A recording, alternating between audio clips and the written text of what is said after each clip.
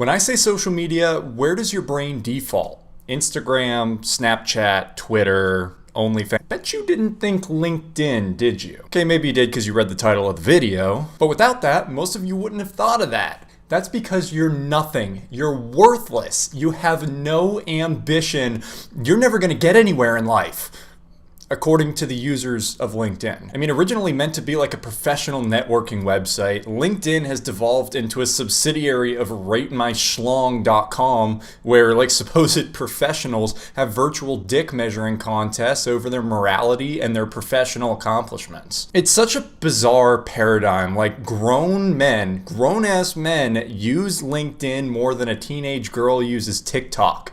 And they take it a lot more seriously too. Like if I'm being honest with you, it kind of scares me. And who can blame them? I mean, everybody on LinkedIn is essentially a saint, according to them. Much better people than you or I will ever be. Like look at this guy, for example. I drive an old car. When I first became a VP, a coworker suggested I get a nice new car. Now that I'm a CEO, I'm still driving my Corolla with 220,000+ miles on it.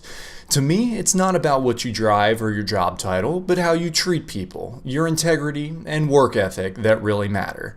P.S. This is my odometer reading when I pulled into work this morning. I mean, already I can tell this is going to be rough. I've cracked a beer. I'm trying to ease into this.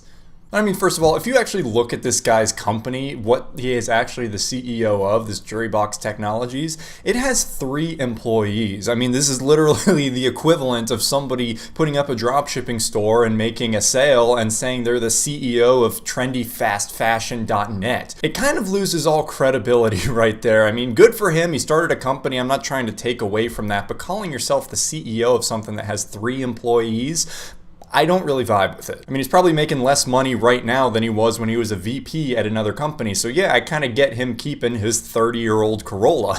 I mean, it's okay to be a car guy. You can spend your money on whatever you want, but when people pretend that just because they do not use their salary to buy an expensive car means that they're a better person and they treat their workers better, I don't get it. Like, I don't get the mental gymnastics where they're like, okay, yeah, I'm not spending all my money on this. I prefer to put my time into making my company better and my employees better. It doesn't really make sense. And I mean, if you look at it the other way, they're just like, yeah, I don't focus on this. I focus on just being a better person. Duh. Made it to work and I only broke down 3 times. I call that a victory. Hey boss, do you mind if I go home? I've been working 5 days straight and I miss my family and oh, okay. Well, I see the old shitty car, so I respect you as a boss. I think that's a huge thing with all of these LinkedIn posts is that people try and like make all these revolutionary points, but in the end they're just saying, hey, be a good person, be a good boss, and you'll be successful. Also, these old cars, while they can be reliable, they are, first of all, extremely unsafe. Like, people die in them all the time. Second of all, they're horrible for emissions. Just buy a newer Corolla. They're like $15,000. If you're a CEO, it shouldn't be a big deal, right? Or at least buy like a couple years old one. You can get it for under $10,000. I don't get it. All I know is I Fred Flintstone one of those Red Ryder wagons to work every single day. So obviously that makes me a much better person. And I will be coming for your position very soon. But you know, not everything's about the cars. Sometimes it's about the people, especially the people that do not have a lot of money. And Yastina has definitely recognized that. She said, today is my birthday. What was the best thing that I did today? I ate my cake with a homeless. Sitting down on the sidewalk and eating a cake with a man who didn't celebrate this kind of stuff for a long time was the best moment of this day. Happy birthday to me. Don't forget to be human. Why does this read like a robot that's desperately trying to fit in? Yes, fellow humans, today I woke up and I drank water, as you all do, and I ate 2,000 kilocalories of food in a 24-hour span as to sustain my metabolic health. I am also a human like you. Please give me interactions, fellow humans. Also, like, this kind of gives me like a really bad taste in my mouth how she said, I ate my cake with a homeless. Like, she didn't even have the care to basically say that it was a homeless person, that there was a person beyond the identity of being homeless. I'm done eating this. Where's the garbage can?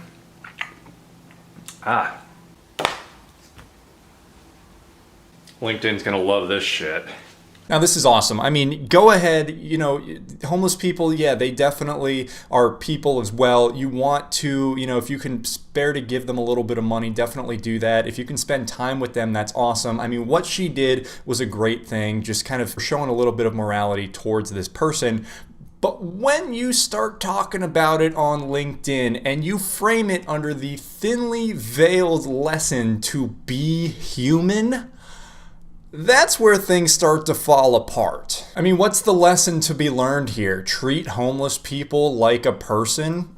Bam! Wow! This is really trust building and loving the community, and she is being very disruptive through transparency. Like, in what context would this be relevant to post on LinkedIn, a website where you're supposed to connect with professionals and, improve your professional career? Saying that you ate a cake with a homeless guy doesn't do jack shit. And for some reason, there are 11,000 people that follow this lady for stories like this. Like, these professionals on here will hate on people for watching Netflix for a couple hours per day, but then they go on and spend hours per day reading garbage like this. It legitimately is a schlong stroking circle. And it's not just like random people saying all this stuff. Sometimes we get celebrities that even get sucked into the LinkedIn world. Legitimately good people like Tim Tebow. He says, what is desirable in a man is his kindness.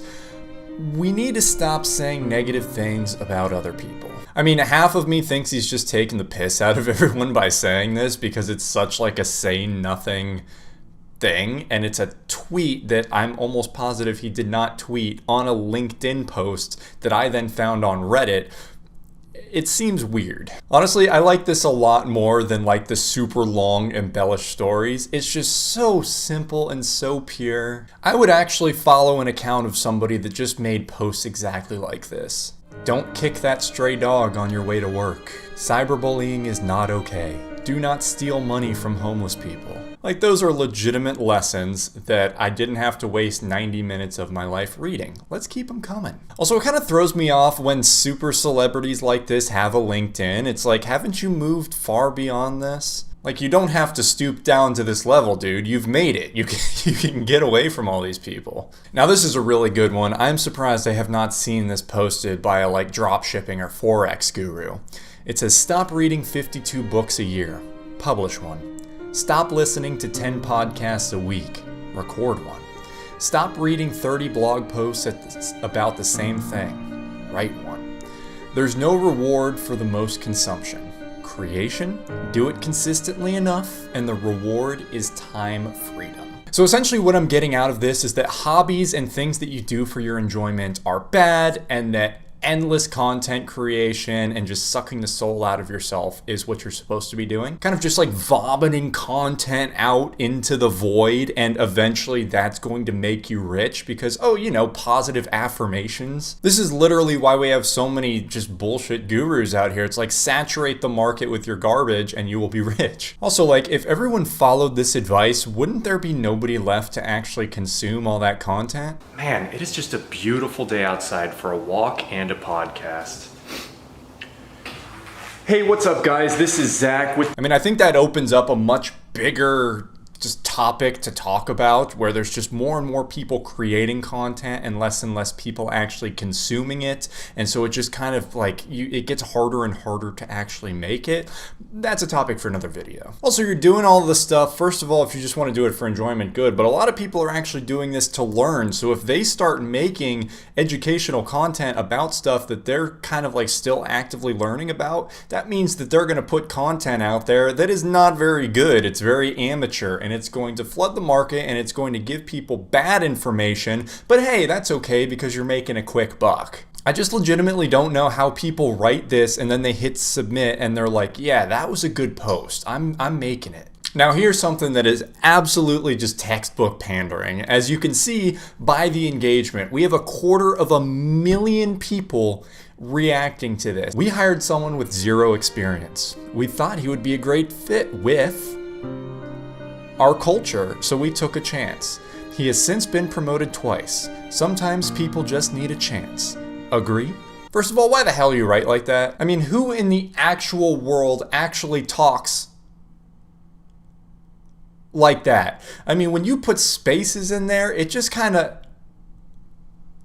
like spreads out your thoughts and makes it just unbearable. I mean, this is definitely something that would be posted on like r/that happened, because this probably didn't happen, but even if it did, they're leaving out like a super important detail that the person that was hired with no experience was probably hired for a very entry-level position where experience isn't really necessary. Or if that's not the case, then there's probably a lot worse shit going on behind the scenes that he has no idea about. It's like, yeah, I brought on this person to be head of IT. He has no real IT experience, but everything's been pretty quiet so far.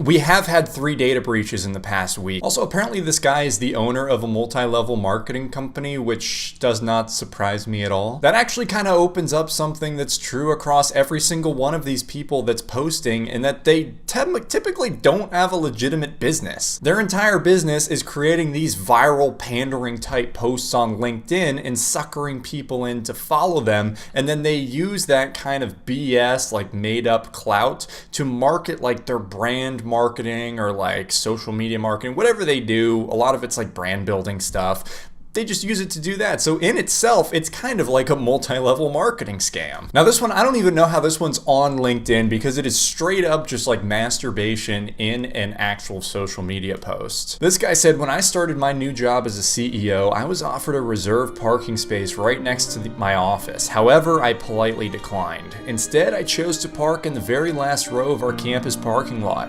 Why would I do that, you may ask? Clarity. As I walk into my office every morning and leave every night and pass by the vehicles of our students, staff, and faculty, I am provided a visual reminder that my purpose is to tirelessly contribute to the success of every one of the people who drive those cars. As leaders, when we move to the front of the line, we let everyone know we are in it for ourselves and our position. When we move to the back of the line, our vision becomes much clearer. Hashtag leaders eat last, hashtag serve others first, hashtag remember where you came from. Even if I had 9/10 of my brain removed and all that was left was like a tiny little stem where my only human functions would be to like breathe and that's it, I still would think it was super cringy to post something like this. How in the world does where you park in a parking lot possibly determine how successful you are as a leader of a company? All of these people try and put meaning on the most mundane and meaningless things. Parking in the back of a parking lot isn't gonna do jack shit for employee morale. Now, if you have an open door policy and you go out and you make sure you interact with everybody and you take every single employee's thoughts into account, and you're very just active as a CEO, that's a way to do it. This is just masturbation. Literally anyone can park in the back of the parking lot. I think this guy just does it so he can walk by all the cars of the poor people that work for him, and he's like, man, I hope I never get to be like that again.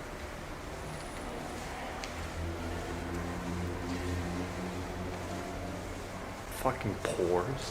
And then he goes off into his $90,000 Ford F-350 truck Sport and goes to his multi-million-dollar mansion. I don't know. These people scare me. I have no more eloquent way to put it. These people legitimately terrify me, how withdrawn from society and how just unself-aware they actually are. My advice to you is to just live your life. Don't use LinkedIn.